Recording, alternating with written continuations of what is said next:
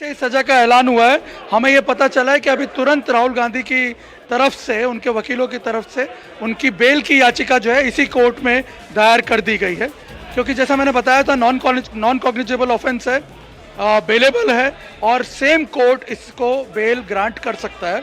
तो तुरंत उनकी तरफ से बेल की एप्लीकेशन जो है वो दायर कर दी गई है। उस पर अभी सुनवाई होगी, उस पर भी हो सकता है थोड़ी देर में फैसला आ जाए। लेकिन मैं आपको बता दूं, बड़ी बात यह है कि राहुल गांधी को जो मैक्सिमम पनिशमेंट है इस मामले में वो कोर्ट ने सज़ा सुनाई है।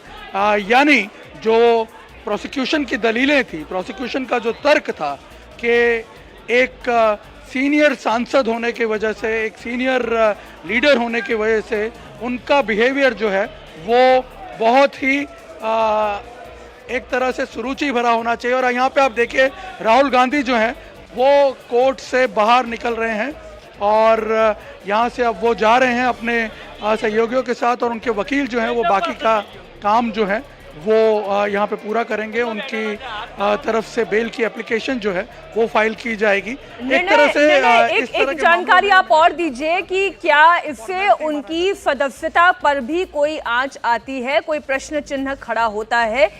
वो लोकसभा मेंबर है, क्या उनकी सदस्यता पर भी कोई प्रश्न खड़ा होता है? देखिए 2 साल की सजा यदि आपको सुनाई जाती है और आप सेंटेंस उसको अगर काट रहे हैं तब जरूर इस पे असर पड़ता है पीपल रिप्रेजेंटेशन एक्ट की यदि हम बात करें। लेकिन इस पर्टिकुलर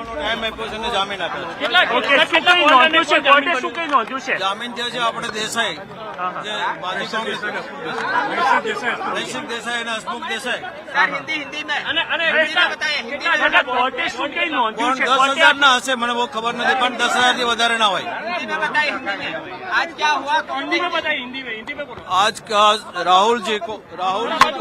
राहुल जी को आईपीसी के कलम 490 ने और 500 के नीचे सजा सुनाई गई है, उसको कन्विक्शन कर दिया है और 2 साल की सजा फरमाई गई है।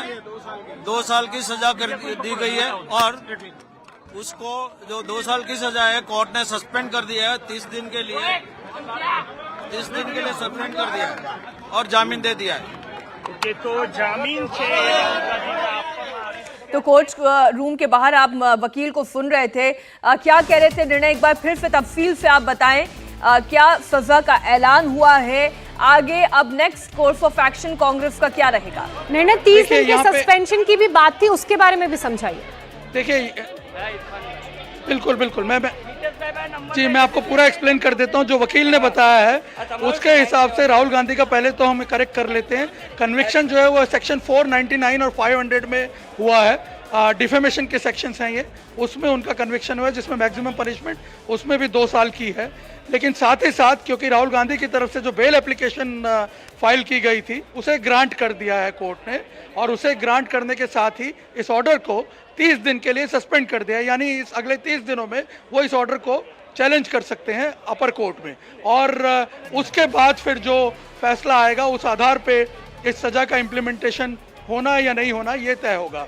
क्योंकि आप जब बात कर रही थी उनकी सदस्यता को लेकर के, तो मैं बता रहा था कि ये एक लंबा प्रोसेस है। अब जैसे कि कोर्ट ने उनके ऑर्डर को 30 दिन के लिए सस्पेंड कर दिया है, तो ऐसे में उनके पास ये 30 दिन का समय है ऊपरी अदालत में इस ऑर्डर को चैलेंज करने का, और फिर उस पर कार्रवाई होगी। जब वो उसे अपील करेगा और सज़ा सही में इम्प्लीमेंट होगी तब जाकर के पीपल रिप्रेजेंटेशन एक्ट जो है वो अमल में आएगा। यानी अभी उसकी पॉसिबिलिटी यहाँ पे नहीं दिख रही है, क्योंकि राहुल गांधी को कोर्ट से सजा तो हुई है लेकिन एक बड़ी राहत भी मिल गई है। मैं बिल्कुल इसी सवाल के साथ आपके पास आना चाह रही थी निर्णय की इंडिया टीवी हर वक्त हर जगह डाउनलोड करने के लिए सर्च करें India TV news Google play store या ऐप स्टोर पर।